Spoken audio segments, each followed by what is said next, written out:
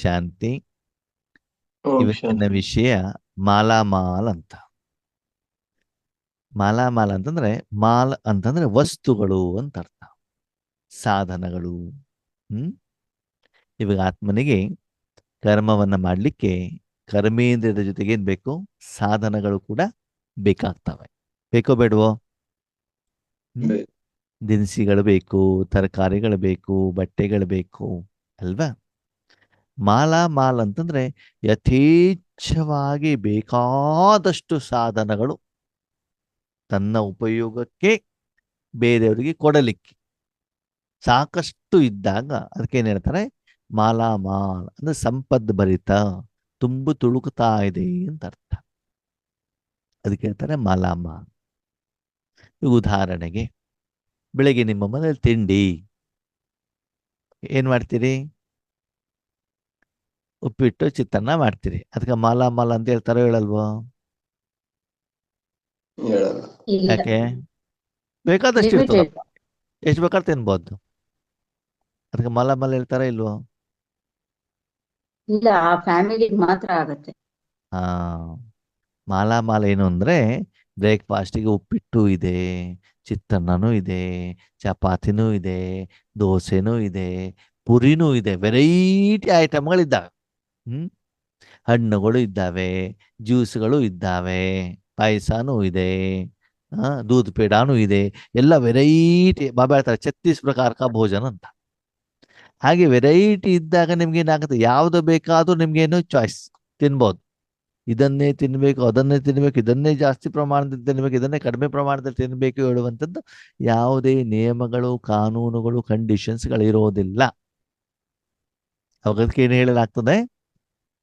Mall ಅಂತ ಹೇಳ್ತಾರೆ. ಅಂದ್ರೆ ನಿಮ್ಗೆ ಉಪಯೋಗ ಮಾಡಲಿಕ್ಕೆ ಬೇಕಾಗಿರುವಂತ ಸಾಧನಗಳು ನಿಮ್ಮ ಹತ್ರ ಯಥೇಚ್ಛವಾಗಿರ್ತವೆ.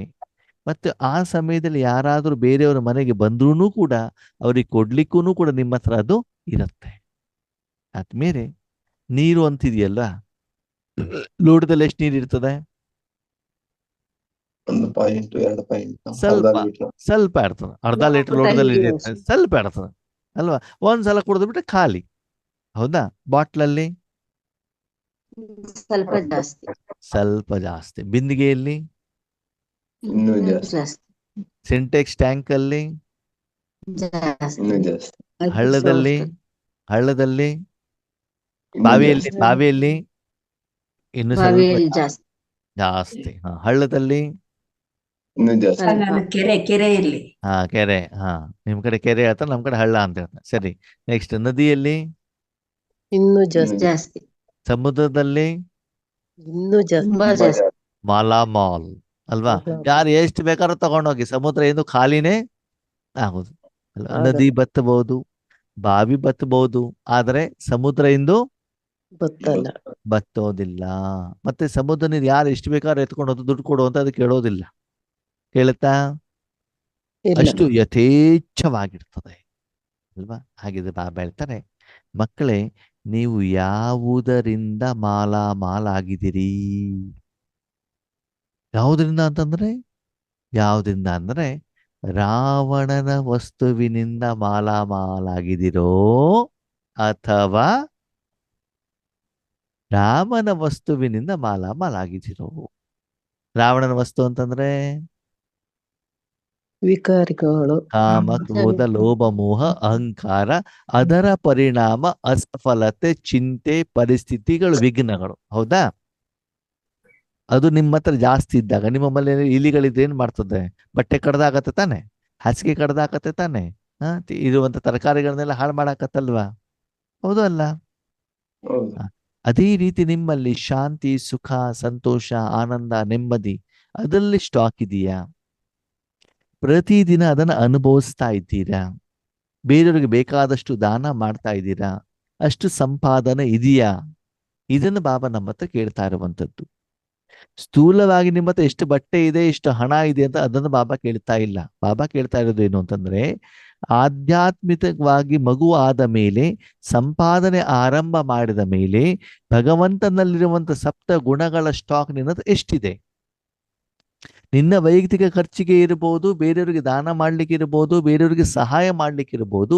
ಕೊಡಲಿಕ್ಕೆ ನಿನ್ನ ಅಷ್ಟು ಯಥೇಚ್ಛವಾಗಿ ಇದೆಯಾ ಅಂತ ನೀವೇನ್ ಮಾಡ್ಕೊಳ್ಬೇಕು, ಚೆಕ್ ಮಾಡ್ಕೊಳ್ಳಿ. ಮಾಡ್ಕೊಳ್ಬೇಕು. ಕೆಲವೊಂದ್ಸಲ ಬಾಬಾ ಹೇಳ್ತಾರಲ್ವಾ, ಈಗ ಕೊರೋನಾ ಅಥವಾ ಇಲ್ಲಾದ ಒಂದು ಭೂಕಂಪ, ಯುದ್ಧ ಆರಂಭ ಆಯ್ತು ಅಂತಂದಾಗ 2-3 ತಿಂಗಳ ರೇಷನ್ ಅನ್ನ ಏನ್ ಮಾಡಿ ಸ್ಟಾಕ್ ಇಟ್ಕೊಳ್ಳಿ. ಒಂದ್ 50,000 1,00,000 ಕ್ಯಾಶ್ ಅನ್ನ ಮನೆಯಲ್ಲಿ ರೆಡಿ ಇಟ್ಕೊಳ್ಳಿ. ಯಾವಾಗ ಏನಾಗುತ್ತೋ ಅಂತ ಗೊತ್ತಾಗಲ್ಲ ಅಂತ ಹೇಳ್ತಾ ಇರ್ತಾನೆ. ನಾವು ಚಿಕ್ಕವರಿದ್ದಾಗ ನಮ್ಮಲ್ಲಿ ತುಂಬಾ ಬಡತನ, ಸರಿನಾ? ಅವಾಗ ನಾವು ಸ್ಕೂಲಿಗೆ ಹೋಗ್ಬೇಕು ಅಂತ ನಾವು 5 ಜನ ಮಕ್ಕಳು ಸ್ಕೂಲಿಗೆ ಹೋಗ್ಬೇಕು. ಸರಿ, ಸ್ಕೂಲಿಗೆ ಹೋಗೋದು ಎಷ್ಟು ಗಂಟೆಗೆ? 8 ಗಂಟೆಗೆ. ಎಷ್ಟು ಗಂಟೆಗೆ ಸ್ಕೂಲಿಗೆ ಹೋಗೋದು? ಸ್ಕೂಲಿಗೆ ಹೋಗೋದು ಎಷ್ಟು ಗಂಟೆಗೆ? 8 ಗಂಟೆಗೆ. 8:15 ಸ್ಕೂಲು ಎಲ್ಲಿ ಸ್ಟಾರ್ಟ್ ಆಗೋದು, 8 ಗಂಟೆ ಮನೆಯಿಂದ ಹೊರಡ್ಬೇಕು. ಸರಿನಾ? ಏನ್ ಮಾಡ್ತಿದ್ರು ಅಂದ್ರೆ ಮನೇಲಿ ಏನು ಇಲ್ಲ, ಅಕ್ಕಿ ಒಂದು ಬಿಟ್ಟು ಬೇರೆ ಎಂಥದ್ದು ಇಲ್ಲ. ಬೆಳಿಗ್ಗೆ ಅಂಗಡಿ ಯಾವಾಗ ಓಪನ್ ಆಗತ್ತೆ ಅಂತ ನೋಡೋದು, ಮನೆ ಎದುರುಗಡೆ ಅಂಗಡಿ, ಸರಿನಾ? ಅಲ್ಲಿ ಅಂಗಡಿ ಓಪನ್ ಆದಾಗ 7:15 7:45 ಅವಲಕ್ಕಿ ತಗೊಂಡು ಬರೋದು. ಏನ್ ತಗೊಂಡು ಬರೋದು? ಅವಲಕ್ಕಿ ತಗೊಂಡು ಬಂದ್ಬಿಟ್ಟು ಅದನ್ನು ಮಿಕ್ಸ್ ಮಾಡ್ಬಿಟ್ಟು ಅಮ್ಮ ಕೊಡ್ತಾ ಇದ್ರು, ನಾವು ತಿನ್ಕೊಂಡು ಎಲ್ಲಿಗೆ ಓಡೋದು? ಸ್ಕೂಲಿಗೆ. ಎಲ್ಲೋ 2 ತಿಂಗಳಿಗೆ ಒಂದ್ಸಲ ಇಡ್ಲಿ ಮಾಡ್ತಾ ಇದ್ರು. ಏನ್ ಮಾಡ್ತಿದ್ರು? ಇಡ್ಲಿ ಮಾಡ್ಬಿಟ್ಟು ಆ ದಿವಸ ನಮ್ಗೆ ಅಮೃತ. ಏನಾ? ಅದೇನು ಊಟನೇ ಇಲ್ಲ, ಬೆಳಗ್ಗೆನೂ ಇಡ್ಲಿನೇ, ಮಧ್ಯಾಹ್ನನೂ ಇಡ್ಲಿನೇ, ರಾತ್ರಿನೂ ಇಡ್ಲಿನೇ. ಇಲ್ಲಾದ್ರೂ ಪಕ್ಕದ ಮನೆಗೆ ಹೋದಾಗ ಏನಾದ್ರು ಇಡ್ಲಿ ಕೊಟ್ಟು ಬಿಟ್ರೆ ನಮ್ಗೇನು ಸ್ವರ್ಗನೇ ಕೈಯಲ್ಲಿ ಬಂದಂಗೆ. ಯಾಕೆ ಹೇಳಿ? ಮನೇಲಿ ತಿನ್ಲಿಕ್ಕೆ ಆಹಾರ ಇಲ್ಲ. ಅವಾಗ ಅವ್ರಿಗೆ ಮಾಲಾಮಾಲ ಅಂತ ಹೇಳ್ತಾರ? ಹಾ. ಇವತ್ತು ನಾವೆಲ್ಲಾದ್ರೂ ಸೇವೆಗೆ ಹೋದ್ರೆ ಇಡ್ಲಿನೂ ಕೊಡ್ತಾರೆ, ವಡೆನೂ ಕೊಡ್ತಾರೆ, ಸಾಂಬಾರು ಬರ್ತದೆ, ಚಟ್ನಿನೂ ಬರ್ತದೆ, ಟೀ ಕಾಫಿ ಬರ್ತದೆ, ಹಣ್ಣುಗಳು ಬರ್ತವೆ, ಜ್ಯೂಸು ಬರ್ತದೆ, ಎಳ್ನೀರು ಬರ್ತದೆ, ಎಲ್ಲಾನು ಕೂಡ ಬರ್ತದೆ ಅಲ್ವಾ? ಹಾಗೆ ಇಲ್ಲಿ ಬಾಬಾ ಹೇಳ್ತಾರೆ, ಆತ್ಮಿಕವಾಗಿ ಸಂಸ್ಕಾರದಲ್ಲಿ ನಿಮ್ಮಲ್ಲಿ ಸದ್ಗುಣಗಳು, ದಯಾಭಾವ, ಸಪ್ತಗುಣಗಳು, ಆತ್ಮಕ್ಕೆ ಬೇಕಾಗಿರುವಂತ ಸರ್ವಗುಣಗಳು, ಸರ್ವಶಕ್ತಿಗಳು, ಆಸ್ತಿಗಳು, ನಿಮ್ಮ ಸಹೋದರ ಆತ್ಮಗಳ ದುಃಖವನ್ನು ದೂರ ಮಾಡಲಿಕ್ಕೆ ಬೇಕಾಗಿರುವಂತಹ ಭಗವಂತನ ಆಸ್ತಿ, ಅದರಿಂದ ನೀವು ಮಾಲಾಮಾಲ್ ಆಗಿದ್ದೀರಾ. ಅದೇನರ್ಥ? ಆಧ್ಯಾತ್ಮಿಕ ಸಂಪಾದನೆಯನ್ನ ಮಾಡಿಬಿಟ್ಟು ಅಷ್ಟು ಜಮಾದ ಖಾತೆ ನಿಮ್ಮಲ್ಲಿ ಇದೆಯಾ? ಆಶೀರ್ವಾದದ ಖಾತೆ, ಸದ್ಗುಣಗಳ ಖಾತೆ, ಸಫಲತೆಯ ಖಾತೆ, ಖುಷಿಯ ಖಾತೆ, ಆನಂದದ ಖಾತೆ, ಪರಮಾನಂದದ ಖಾತೆ, ಮಹಾನಂದದ ಖಾತೆ ಇದೆಯಾ? ತುಂಬಾ ಶ್ರೀಮಂತರಿದ್ದಾಗ ಏನಾಗತ್ತೆ? ಏನಾಗ್ತದೆ? ಕಿವಿ ಆಭರಣನೂ ಇದೆ, ಮೂಗಿನ ಆಭರಣನೂ ಇದೆ ಅಲ್ವಾ? ಆಮೇಲೆ ಏನೋ ಇಲ್ಲಿ ತಲೆ ಮೇಲೆ ಏನೋ ಒಂದು ಹಾಕೊಳ್ತಾರಪ್ಪ, ಅದಕ್ಕೇನು ಜುಮ್ಕಿ ಹೇಳ್ತಾರೆ ಏನೋ ನನಗೆ ಗೊತ್ತಿಲ್ಲ. ಬೈತಲ ಬಟ್ಟು. ಬೈತಲ ಬಟ್ಟು, ಸರಿನಾ? ಆಮೇಲೆ ಸೊಂಟಕ್ಕೆ ಏನು ಕಟ್ಕೊಳ್ತಾರೆ? ಡಾಬು. ಕೈಗೆ ವಂಕಿ. ಕಾಲಿಗೆ ಗೆಜ್ಜೆ. ಆ ಕಿವಿಗೆ ಹಾಕೊಳ್ಬೇಕಾದ್ರೂ ಕೂಡ ಹೆಂಗಿರ್ತದೆ ಅಂತಂದ್ರೆ ಬಟ್ಟೆಗೆ ತಕ್ಕ ಹಾಗೆ, ಡ್ರೆಸ್ಸಿಗೆ ತಕ್ಕಂಗೆ ಚೇಂಜ್ ಇರ್ತದೆ. ಕಿವಿ ಓಲೆ ಕಲರು, ಡಿಸೈನ್ ಎಲ್ಲ ಚೇಂಜ್ ಇರ್ತದೆ ಅಲ್ವಾ? ಅದಕ್ಕೇನ್ ಹೇಳ್ತಾರೆ? ಮಾಲಾಮಾಲ್. ಒಂದು ಡ್ರೆಸ್ ಹಾಕೊಂಡ್ಬಿಟ್ರೆ ಅದಕ್ಕೆ ಕರೆಕ್ಟ್ ಆಗಿರುವಂತ ಡ್ರೆಸ್ಗಳಾಗ್ಲಿ, ಮೇಕಪ್ ಆಗ್ಲಿ ಎಲ್ಲಾನು ಕೂಡ ಇರ್ತದೆ.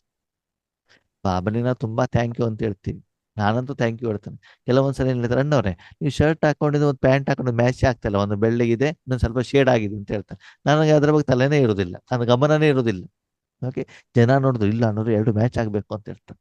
ಓಕೆ, ಹಾಗೆ ಮಾಲಾಮಾಲ್ ಅಂತಂದ್ರೆ ಆತ್ಮೀಯರೇ, ನಿಮ್ಮ ಉಪಯೋಗಕ್ಕೆ ಇರುವಂತ ಸಾಧನಗಳು ನಿಮ್ಮ ಹತ್ರ ಯಥೇಚ್ಛವಾಗಿರಬೇಕು. ಇದು ಬೇಕು ಅಂತ ನಿಮಗೆ ಅನ್ಸಬಾರ್ದು. ಅಂದ್ರೆ ಸಂಗಮ ಯುಗದಲ್ಲಿ ಭಗವಂತ ನಮಗೆ 21 ಜನ್ಮಕ್ಕೆ ಬೇಕಾಗಿರುವಷ್ಟು ಏನು ಮಾಡ್ತಾರೆ? ಆಸ್ತಿಯನ್ನ ಕೊಡ್ತಾರೆ. ಸುಮ್ಮನೆ ಕೊಡೋದಿಲ್ಲ, ನನ್ನಲ್ಲಿ ಕೆಲಸ ಮಾಡಿ ತಗೊಂಡೋಗು ಅಂತ ಹೇಳ್ತಾರೆ ಅಲ್ವಾ? ಒಂದು ಮಗಳನ್ನ ಮದ್ವೆ ಮಾಡಿ ಪತಿಯ ಮನೆ ಕಳಿಸ್ಬೇಕಾದ್ರೆ ತಂದೆ ಏನು ಯೋಚನೆ ಮಾಡ್ತಾನೆ? ತಂದೆ ಶ್ರೀಮಂತನಾಗಿದೆ ಏನು ಯೋಚನೆ ಮಾಡ್ತಾನೆ? ವಸ್ತುಗಳು ಕೊಡ್ಬೇಕು, ನನ್ನ ಮಗಳು ಅಲ್ಲಿ ಚೆನ್ನಾಗಿರ್ಬೇಕು ಅಂತ. ಕೆಲವೊಬ್ಬರಿಗೆ ಮನೆನೂ ಕೊಡ್ತಾರೆ, ಕಾರೂ ಕೊಡ್ತಾರೆ, ಬಂಗಾರ ಕೊಡ್ತಾರೆ, ವಜ್ರ ಕೊಡ್ತಾರೆ. ನನ್ನ ಮಗಳು ಏನಾಗಿರ್ಬೇಕಲ್ಲಿ? ಚೆನ್ನಾಗಿರ್ಬೇಕು, ಸುಖದ ಸಂಪತ್ತಿಗೆ ಇರಬೇಕು. ಯಾವಾಗ ಕೊಡ್ಲಿಕ್ಕೆ ಸಾಧ್ಯ ತಂದೆ? ಕಳ್ಸ, ಮದ್ವೆ ಮಾಡಿ ಕಳ್ಸ. ತಂದೆ ತಾಯಿ ಇದ್ರು ಕೊಡ್ಬೋದು, ಇಲ್ದಿದ್ರೆ ಇಲ್ಲ. ಕೊಡ. ಕೊಡ್ಲಿಕ್ಕೆ ಆಗೋದಿಲ್ಲ ತಾನೆ. ಹಾಗೆ ನಿಮ್ಮಪ್ಪ ಯಾರು? ಶಿವ. ಹಾ, ಬಾಬಾ. ಅವನ ಹತ್ರ ಎಷ್ಟಿದೆ? ಆಗಿರೋದಷ್ಟು. ನಿಮ್ಮ ಹತ್ರ ಇದೆಯಾ? ಇಲ್ಲ. ಇಲ್ಲ. ಯಾಕಿಲ್ವೋ? ನಮ್ಮಪ್ಪ ಅಂತ ಹೇಳ್ತೀರಿ, ನಮ್ಮ ಹತ್ರ ಇಲ್ಲ ಅಂತ ಹೇಳ್ತೀರಿ, ಯಾಕೆ? ತಗೊಂಡಿಲ್ಲ ಅಪ್ಪ. ನಮ್ಮ ಮಾಸ್ಟರ್ ಸಾಗರ. ಏನ್ ಮಾಸ್ಟರ್ ಸಾಗರ ಕೆಲಸ ಮಾಡಿ ಅಂತ ಹೇಳ್ತಾರೆ ಬಾಬಾ. ಏನ್ ಮಾಡ್ಬೇಕಂತೆ? ಕೆಲಸ ಕೆಲ್ಸ ಮಾಡಿ ಏನ್ ಮಾಡ್ಬಿಡಿ, ಸಂಬಳ ತಗೊಂಡೋಗಿ ನಾನು ಯಾರಿಗೂ ಯಾವ್ದನ್ನು ಫ್ರೀ ಆಗಿ ಕೊಡಲ್ಲ. ಕೊಟ್ಬಿಟ್ರೆ ಅದ್ರ ಬೆಲೆ ಗೊತ್ತಾಗಲ್ಲ. ಒಬ್ರಿಗೆ ಕೊಟ್ಬಿಟ್ಟು ಉಳಿದವರೆಲ್ಲ ಕೇಳ್ತಾರಲ್ಲ, ನನಗೂ ಕೊಡು ನನಗೂ ಕೊಡೋದು, ಯಾರು ಕೆಲಸ ಮಾಡೋದಿಲ್ಲ. ಆಮೇಲೆ ಕೈ ಕಾಲಿಗೆ ಇಟ್ಕೊಂಡು ಕೂತ್ ಬಿಟ್ಟಿರ್ತಾರೆ ಆರಾಮಾಗಿ. ಫ್ರೀ ಆಗಿ ಸಿಗ್ತದಲ್ವ, ಯಾಕೆ ಕೆಲಸ ಮಾಡ್ಬೇಕು ಅಂತ ಅಲ್ವಾ? ನನ್ನ ಹೌದು. ಹತ್ರ ಇರೋದನ್ನ ಎಲ್ಲವನ್ನು ವಿಶ್ವಕ್ಕೆಲ್ಲ ಡಿಮಾಂಡ್ ಇದೆ, ಅವ್ರಿಗೆ ಕೊಡ್ತಾ ಹೋಗು. ಅದಕ್ಕೆ ನಾನು ನಿನ್ಗೇನು ಕೊಡ್ತೇನೆ? ಸಂಬಳ ಕೊಡ್ತೇನೆ, ಕಮಿಷನ್ ಕೊಡ್ತೇನೆ, ಸರಿನಾ? ನನಗೆ ಬಿಸ್ನೆಸ್ ಪಾರ್ಟ್ನರ್ ಮಾಡ್ತೇನೆ, ಪ್ರಮೋಷನ್ ಕೊಡ್ತೇನೆ. ಅದೇನ್ ಮಾಡ್ಬೇಕು? ಕೆಲಸ ಮಾಡ್ಬೇಕು, ಮನಸ್ಸಿನಿಂದ ಮಾಡು. ನೀನೇನು ಬಾಡಿಗೆ ಕೊಟ್ಟೋದು ಬೇಡ, ಟ್ಯಾಕ್ಸ್ ಕೊಟ್ಟೋದು ಬೇಡ, GST ತುಂಬಬೇಕಂತ ನಿಮ್ಗೆ ಏನಿಲ್ಲ.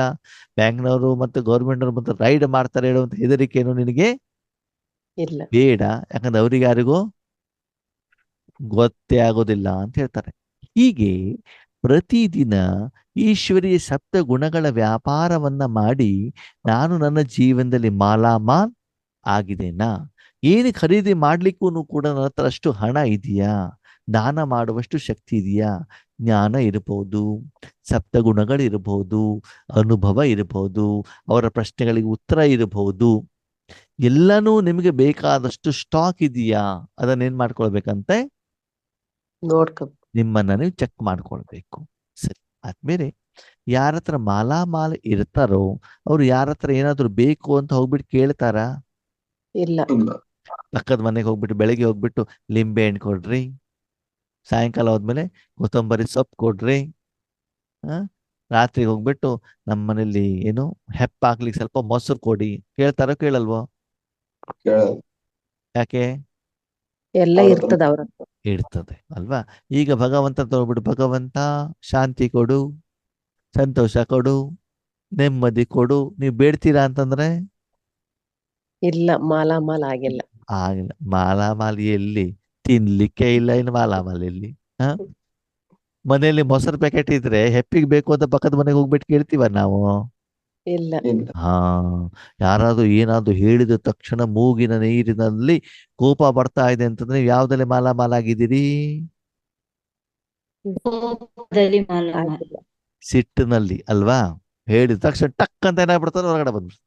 ಹ ಮನೆಯಲ್ಲಿ ಮಾವಿನ ಹಣ್ಣು ಸ್ಟಾಕ್ ಇದ್ರೆ ಏನಾಗ್ತದೆ? ಬಂದವರಿಗೆಲ್ಲ ಕೊಡ್ತಾ ಇಲ್ಲ. ಹಾ, ನಾವು ಅದನ್ನೇ ತಿಂತೀವಿ ತಾನೆ.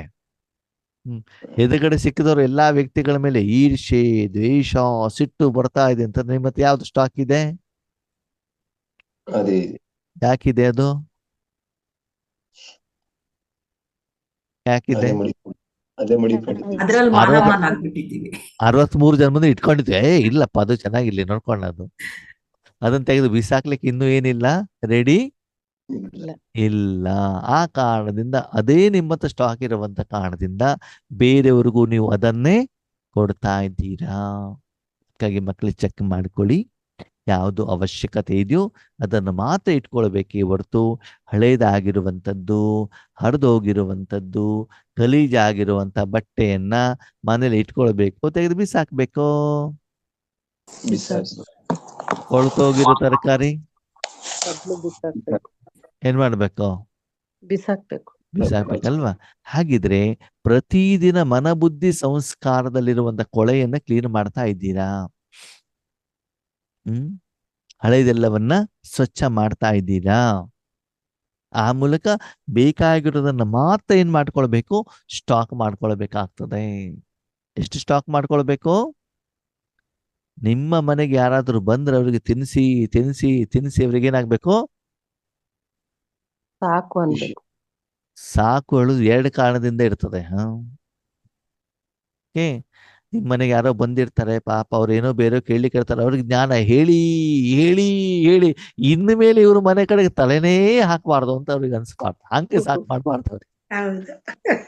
ಅಲ್ವಾ? ಒಬ್ಬ ವ್ಯಕ್ತಿ ಒಬ್ಬರ ಮನೆ ಊಟಕ್ಕೆ ಹೋಗಿದ್ದಂತೆ. ಯಾಕೆ ಹೋಗಿದ್ದಂತೆ? ಊಟಕ್ಕೆ ಊಟ ಕರೆದಿದ್ರು. ಸರಿ, ಊಟಕ್ಕೆ ಕರೆದಾಗ ಅವರ ಮನೆಯಲ್ಲಿ ಈ ನುಗ್ಗೆಕಾಯಿ ಪಲ್ಯ ಮಾಡಿದ್ರು. ಏನ್ ಮಾಡಿದ್ರು? ನುಗ್ಗೆಕಾಯಿ ಪಲ್ಯ. ಅವನದೊಂದು ನಿಯಮ ಏನು ಅಂತಂದ್ರೆ, ಊಟ ಆರಂಭ ಮಾಡಿದ್ಮೇಲೆ ಮುಗಿಯುವವರೆಗೂ ಅವನು ಯಾರ ಹತ್ರ ಮಾತಾಡುವಂಗಿಲ್ಲ. ಊಟ ಶುರು ಮಾಡಿದ್ಮೇಲೆ ಮುಗಿಯುವವರೆಗೂ ಏನ್ ಮಾಡಲ್ಲ, ಮಾತಾಡಲ್ಲ. ಎರಡನೇದು, ತಟ್ಟೆಯಲ್ಲಿರೋದನ್ನು ಯಾವುದು ಬಿಡೋದಿಲ್ಲ. ಎರಡನೇ ಒಂದು ನಿಯಮ. ಸರಿ, ಈ ನಿಯಮ ಹೇಳಿದ್ರೆ ಅವನು ಊಟ ಶುರು ಮಾಡ್ತಾನೆ. ಸರಿ, ನುಗ್ಗೆಕಾಯಿ ಪಲ್ಯ ಹಾಕ್ತಾರಾ, ಇನ್ನು ಸಿಪ್ಪೆ ಸಹಿತ ತಿಂತಾನೆ. ಯಾಕೆ? ಏನು ಬಿಡ್ಬಾರ್ದು. ತಟ್ಟೆಲಿ ಏನು ಬಿಡಬಾರ್ದಲ್ವಾ? ಸರಿ, ಅವಾಗ ಎರಡನೇ ಸಲ ಅಲ್ಲಿ ಮನೆಯವರು ಊಟಕ್ಕೆ ಬರ್ಸ್ಲಿಕ್ಕೆ ಬರ್ತಾರೆ. ಏನಾದ್ರು ಬೇಕಾ ಅಂತ ಕೇಳ್ತಾನೆ. ಇನ್ನು ಅಂತ ಹೇಳ್ತಾನೆ. ಅಂದ್ರೆ ಮಾತಾಡೋಂಗಿಲ್ಲವಲ್ಲ, ಬೇಡ ಅಂತ ಬಿಟ್ಟು ಅಲ್ವಾ. ಪಕ್ಕದಲ್ಲಿ ಕೂತ್ಕೊಂಡ್ರೆ ಹೇಳ್ತಾರೆ, ಏನು ಬಿಡಿ ಮಾಡ್ಕೊಳ್ಬೇಡಿ, ಬೇಕಾಗಿರೋ ತಗೊಳ್ಳಿ ಅಂತ. ಹಿಂಗ್ ಮಾಡಿದಾಗ ಅವ್ರು ಯೋಚನೆ ಮಾಡ್ತಾರೆ, ಅಯ್ಯೋ ನುಗ್ಗೆಕಾಯಿ ಪಲ್ಯ ತುಂಬಾ ಚೆನ್ನಾಗಿದೆ ಅಂತ ಕಾಣ್ತದೆ, ಸಿಪ್ಪೆನೆ ಸಹಿತ ತಂದಿದ್ದಾರೆ ಅಂತ ಹೇಳ್ಬಿಟ್ಟು ಏನ್ ಮಾಡ್ತಾರೆ ಅಂದ್ರೆ, ಬೇಡ ಬೇಡ ಅಂತಂದ್ರು ಕೂಡ ಪಕ್ಕದವನ ಕೈ ಹಿಂಗ್ ಎಳೆದು ಬಿಟ್ಟು ನುಗ್ಗೆಕಾಯಿ ಪಲ್ಯವನ್ನು ಹಾಕ್ತಾರೆ. ಯಾರಿಗೆ? ಊಟ ಮಾಡ್ತಾರೆ. ಆ ವ್ಯಕ್ತಿಗೆ. ಸರಿ, ಆವಾಗಲೂ ಕೂಡ ಇವನು ಸಿಪ್ಪೆ ಸಹಿತ ತಿಂದಾಕ್ಬಿಡ್ತಾರೆ. ಮತ್ತೆ ನುಗ್ಗೆಕಾಯಿ ಪಲ್ಯ ತಗೊಂಡು ಬರ್ತಾರ ಅವ್ರು, ಯಾಕಂದ್ರೆ ಇವನಿಗೆ ಇಷ್ಟ ಇರ್ಬೇಕು ಅಂತ. ಮತ್ತೆ ಬೇಕಾ ಅಂತ ಕೇಳ್ತಾರೆ. ಸರಿ, ಅವ್ನು ಹ್ಞೂ ಅಂತ ಹೇಳ್ತಾನೆ. ಆದ್ರೂ ಕೂಡ ಎಳ್ದು ಬಿಟ್ಟು ಮತ್ತೆ ಹಾಕ್ತಾರ ಅವನಿಗೆ. ಸರಿ, ಅವನಿಗೆ ಮನೆ ಕರೆದಿದ್ ಯಾಕೆ? ಊಟ ಮಾಡಿ. ಅತಿಥಿ, ಅತಿಥಿಯಾಗಿ ಮನೆಗೆ ಕರೆದಿರ್ತಾನೆ ಅಲ್ವಾ. ಅತಿಥಿ ಯಾವಾಗ ಸಂತೃಪ್ತನಾಗ್ತಾನೋ ಅವಾಗ ಏನಾಗ್ತದೆ, ಅವನ ಆಶೀರ್ವಾದ ಮನೆಯವರಿಗೆ ಸಿಗ್ತದೆ. ಹಾ, ಆ ಮನುಷ್ಯಾತ್ಮನ ಸಂತೃಪ್ತಿ ಪಡಿಸೋದು ಊಟದಿಂದ ಮಾತ್ರ. ಬೇರೆ ಎಷ್ಟು ದುಡ್ಡು ಕೊಡಿ, ಎಷ್ಟು ಗಿಫ್ಟ್ ಕೊಟ್ಟರು ಸಂತೃಪ್ತ ಆಗೋದಿಲ್ಲ. ಇನ್ನು ಬೇಕು ಬೇಕು ಬೇಕು ಬೇಕು ಅಂತ ಹೇಳ್ತಾ ಇರ್ತಾರ ಅಲ್ವಾ. ಅದಕ್ಕಾಗಿ ಬ್ರಾಹ್ಮಣರಿಗೆ ಭೋಜನ ಪ್ರಿಯರು ಅಂತ ಹೇಳ್ತಾರೆ. ಬ್ರಾಹ್ಮಣರು ಖುಷಿ ಆಗ್ಬೇಕಂದ್ರೆ ಅವ್ರಿಗೆ ಊಟ ಬೇಕಂತ. ಸರಿ, ಅದು ಬಹುಜನ ಪ್ರಿಯರು, ಅದು ಭೋಜನ ಪ್ರಿಯರು ಅಂತ ಆಗಿದೆ. ಸರಿ, ಇರ್ಲಿ. ಸರಿ, ಅವನಿಗೆ ಆ ರೀತಿ ನುಗ್ಗೆಕಾಯಿ ತಿನ್ನಿಸಿದ್ರೆ ಅವನು ಖುಷಿಯಿಂದ ಊಟ ಮಾಡ್ತಾನೋ, ಬೈಕೊಂಡು ಊಟ ಮಾಡ್ತಾನೋ? ಸರಿ, ಇಷ್ಟು ಮಾಡಿದ್ಮೇಲೆ ಕೈ ತೊಳ್ಕೊಂಡ್ಮೇಲೆ ಕೇಳ್ತಾರೆ ಮನೆಯವರು, ಅಡುಗೆ ಹೆಂಗಿತ್ತು ಅಂತ. ಅವಾಗ ಅವನೇನ್ ಹೇಳ್ತಾನೆ? ಚೆನ್ನಾಗಿ ಬೈತಾನ ಅಥವಾ ಹೊಗಳ್ತಾನ? ಹಾ, ಬೈತಾನ. ಹೌದು, ನಿಮ್ಮ ಮನೇಲೆ ಬೆಳೆದಿರೋ ನುಗ್ಗೆಕಾಯಿ ಇರ್ಬೋದು, ನಿಮ್ಮ ಹತ್ರ ಬೇಕಾದಷ್ಟು ಇರ್ಬೋದು ಅಂತ ಬಿಟ್ಟು ಅವನಿಗೆ ಹೋಗ್ಬಿಟ್ಟು ತಟ್ಟೆಯಲ್ಲಿ ಹಾಕಿದ್ರೆ, ಆ ನುಗ್ಗೆಕಾಯಿ ತಿಂದ್ರೆ ಅವನ ಕತೆ ಏನಾಗ್ಬೇಕು ಹೇಳಿ ನೋಡೋಣ. ಹೀಗೆ ಮಾಲಾಮಾಲ್ ಅಂತಂದ್ರೆ ನಿಮ್ಮ ಹತ್ರ ಇದೆ ಅಂತ ಬಿಟ್ಟು ಎಲ್ಲವನ್ನು ಏನ್ ಮಾಡುವಂಗಿಲ್ಲ, ಸುತ್ತುವ ಹಾಗೆ ಇಲ್ಲ. ಯಾವಾಗ ಯಾರಿಗೆ ಯಾವ ಪ್ರಮಾಣದಲ್ಲಿ ಯಾವ ರೀತಿಯಲ್ಲಿ ಏನು ಕೊಡಬೇಕು ಅಂತ ನಿಮ್ಗೆ ಏನಾಗಿರ್ಬೇಕು, ಗೊತ್ತಿರ್ಬೇಕು. ಕೆಲವರಿಗೆ ಏನಾಗುತ್ತೆ, ಜ್ಞಾನ ಜಾಸ್ತಿ ಇರತ್ತಾ, ಬಾಯಿ ಸುಮ್ನೆ ಇರೋದೇ ಇಲ್ಲ. ಬಂದವ್ರಿಗೆಲ್ಲ ಏನ್ ಮಾಡ್ತಾ ಇರೋದು, ಜ್ಞಾನ ಹೇಳ್ತಾ ಹೋದಾಗ ಜನರಿಂದ ಆಶೀರ್ವಾದ ಸಿಗತ್ತೋ ಶಾಪ ಸಿಗತ್ತೋ? ಶಾಪ ಸಿಗುತ್ತೆ ಅಲ್ವಾ. ನಿಮ್ಮತ್ತ ಎಷ್ಟೇ ಸಾಧನಗಳಿದ್ರೂ ಕೂಡ ಬಾಬಾ ಹೇಳ್ತಾರೆ, ಪಾತ್ರರನ್ನ ನೋಡಿ ದಾನವನ್ನು ಮಾಡಿ. ನಿಮ್ಮತ್ತೆ ಮೆಡಿಸಿನ್ ಇದೆ ಅಂತ ಬಿಟ್ಟು ಆರೋಗ್ಯವಾಗಿರೋರಿಗೆ ಎಲ್ಲರಿಗೂ ಬಂದ್ಬಿಟ್ರು ಮಾತ್ರೆ ತಗೊಳ್ಳಿ ಅಂತಂದ್ರೆ ಕೊಟ್ರಾಗತ್ತಾ?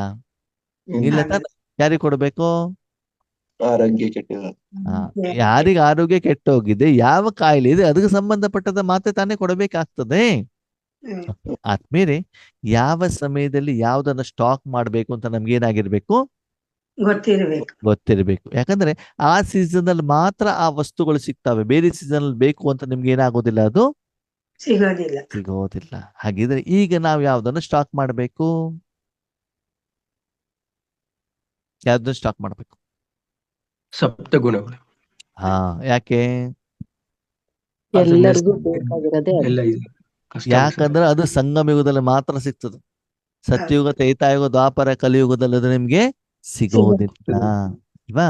ನಿಮ್ಮ ಹತ್ರ ಹಣ ಇದ್ರೆ ಯಾವಾಗ ಬೇಕಾದ್ರೂ ಆ ಹಣದಿಂದ ಯಾವ ವಸ್ತು ಬೇಕಾದ್ರೂ ನೀವೇನ್ ಮಾಡ್ಬೋದು, ಖರೀದಿ ಮಾಡ್ಬೋದಲ್ವಾ. ಹಣನೇ ಇಲ್ಲ ಅಂತಂದ್ರೆ ಖರೀದಿ ಮಾಡೋದು ಕಷ್ಟ ಆಗತ್ತಲ್ವಾ. ಅದಕ್ಕಾಗಿ ಈಗ ಒಂದು ಸೀಸನ್ ಯಾವುದು ಅಂತಂದ್ರೆ, ಆತ್ಮಿಕವಾಗಿ ಭಗವಂತನಲ್ಲಿರುವಂತ ಆಸ್ತಿಯನ್ನ ಏನ್ ಮಾಡ್ಬೇಕು, ಸ್ಟಾಕ್ ಮಾಡ್ಬೇಕು. ಎಷ್ಟು ಜನ್ಮದಗೋಸ್ಕರ?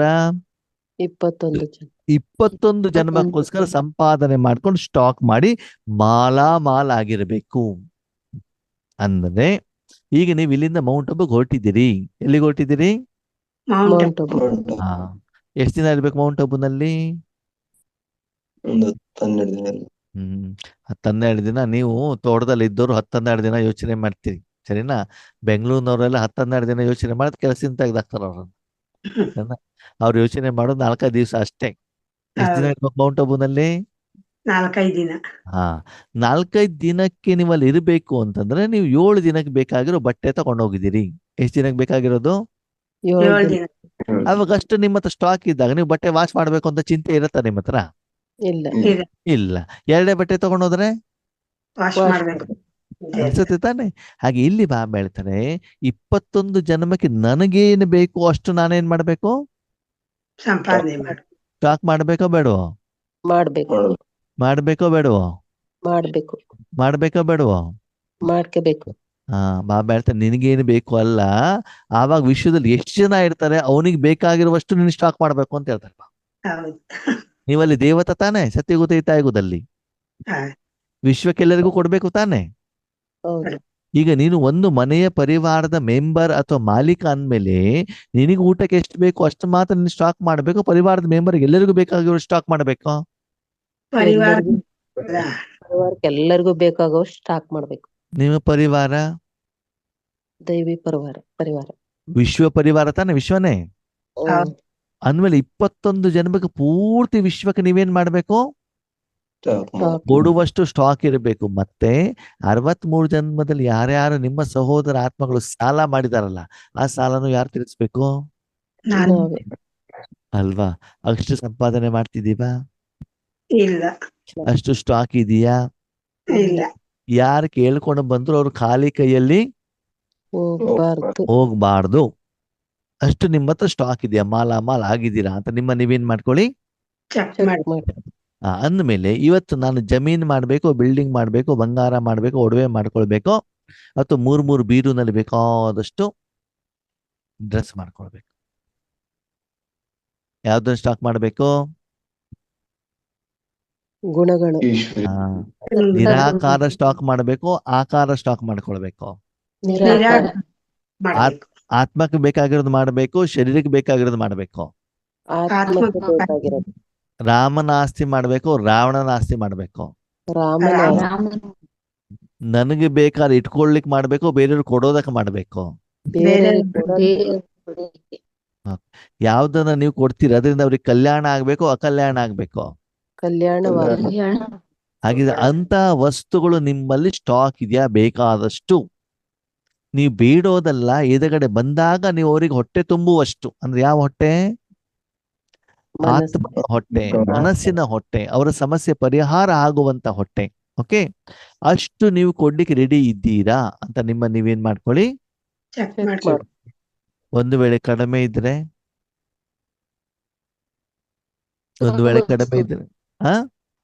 ಸ್ಟಾಕ್ ಮಾಡು. ತುಂಬಿಸ್ಕೋಬೇಕು. ಸ್ಟಾಕ್ ಯಾವ್ದು ಮಾಡ್ಕೊಳ್ಬೇಕಾಗತ್ತೆ. ಯಥೇಚ್ಛವಾಗಿ ಇರಬೇಕಾಗ್ತದೆ, ಎಂದು ಕಡಿಮೆ ಆಗಬಾರದು. ಅದಕ್ಕಾಗಿ ಬಾಬಾ ಆ ರೀತಿ ಮಾಡಬೇಕು ಅಂತಂದ್ರೆ ನೀವು ಭಗವಂತನ ಮುದ್ದು ಮಗುವಾದಾಗ ಬಾಬಾ ನಿಮ್ಮನ್ನೇನ್ ಮಾಡ್ತಾರೆ, ತನ್ನ ಆಸ್ತಿಯ ಮೂಲಕ ನಿಮ್ಮನ್ನೇನ್ ಮಾಡ್ತಾರೆ, ಮಾಲಾಮಾಲ್ ಮಾಡ್ತಾ ಇರ್ತಾರೆ. ಅಷ್ಟು ಪ್ರೀತಿಯನ್ನ, ಅಷ್ಟು ಸ್ನೇಹವನ್ನ, ಅಷ್ಟು ಆತ್ಮೀಯತೆಯನ್ನ ಭಗವಂತ ನನಗೆ ಮಾಡ್ತಾ ಇದ್ದಾರಾ, ಕೊಡ್ತಾ ಇದ್ದಾರಾ ಅಂತ ನಿಮ್ಮನ್ನೇನ್ ಮಾಡ್ಕೊಳ್ಳಿ, ನೀವು ಚೆಕ್ ಮಾಡಿ. ಚೆಕ್ ಮಾಡ್ಕೊಳ್ಳಿ. ಅಲ್ವಾ? ಯಾರು ಒಳ್ಳೆ ಮಕ್ಕಳು ಇರ್ತಾರೋ ಯಾವಾಗ್ಲೂ ತಂದೆ ಅವರನ್ನ ಮಡಿಲಲ್ಲೇ ಏನ್ ಮಾಡಿರ್ತಾರೆ, ಇಟ್ಕೊಂಡಿರ್ತಾರೆ. ಓಕೆ, ಅದೇ ಕೆಟ್ಟ ಮಕ್ಕಳು ಓಡೋಗ್ತಾರೆ. ಇವ್ರ ಮನೇಲೇ ಬರೋದು ಬೇಡಪ್ಪ ಅಂತ ಹೇಳ್ತಾ ಇರ್ತಾರೆ. ಊರೆಲ್ಲ ಹೋಗ್ಬಿಟ್ಟು ಗಲಾಟೆ ಮಾಡ್ಕೊಂಡು ಮನೆಗೆ ಬಂದ್ರೆ, ಊರಿನ ಸಮಸ್ಯೆ ಎಲ್ಲ ತಗೊಂಡ್ ಬಂದ್ರೆ ಏನಾಗ್ತದೆ, ಅವ್ರ ಮನೆಗೆ ಇವ್ರ ಮನೇಲಿ ಇರೋದಕ್ಕಿಂತ ಬಾಡಿಗೆ ಮನೆ ಮಾಡ್ಕೊಂಡು ಹೋಗೋದು ಉತ್ತಮ ಅಂತ ಹೇಳ್ತಾರೆ. ಅಲ್ವಾ? ಹೌದು. ಅದಕ್ಕಾಗಿ ನಿಮ್ಮನ್ನ ನೀವು ಚೆಕ್ ಮಾಡ್ಕೊಳ್ಳಿ, ನಾನು ಎಂತಹ ಮಗುವಾಗಿದ್ದೇನೆ, ಪ್ರತಿದಿನ ಭಗವಂತ ನನಗೆ ಯಾವ ರೀತಿ ಪಾಲನೆಯನ್ನ ಮಾಡ್ತಾ ಇದ್ದಾರೆ ಅಂತ ಏನು ಮಾಡ್ಕೊಳ್ಳಿ, ಚೆಕ್ ಮಾಡ್ಕೊಳ್ಳಿ. ಅದಕ್ಕಾಗಿ ಭಗವಂತನಲ್ಲಿರುವಂತ ಸಪ್ತ ಗುಣಗಳಿಂದ ಸದಾಕಾಲ ಏನಾಗಿರಿ, ಮಾಲಾಗಿರಿ. ಹೊರತು ರಾವಣನ ಗುಣವಾಗ್ಲಿ, ಅವಗುಣವಾಗಲಿ ಅಥವಾ ಸ್ಥೂಲವಾಗಿರುವಂತ ಯಾವುದೇ ವಸ್ತುವನ್ನ ಅಷ್ಟೆಲ್ಲ ಸ್ಟಾಕ್ ಮಾಡ್ಕೊಳ್ಳಿಕ್ಕೆ ನಾವೇನ್ ಮಾಡಬಾರ್ದು, ಹೆಚ್ಚಿಗೆ ಯೋಚನೆ ಮಾಡಬೇಕಾದಂತ ಅವಶ್ಯಕತೆ ಇಲ್ಲ. ಓಕೆ, ಓಂ ಶಾಂತಿ.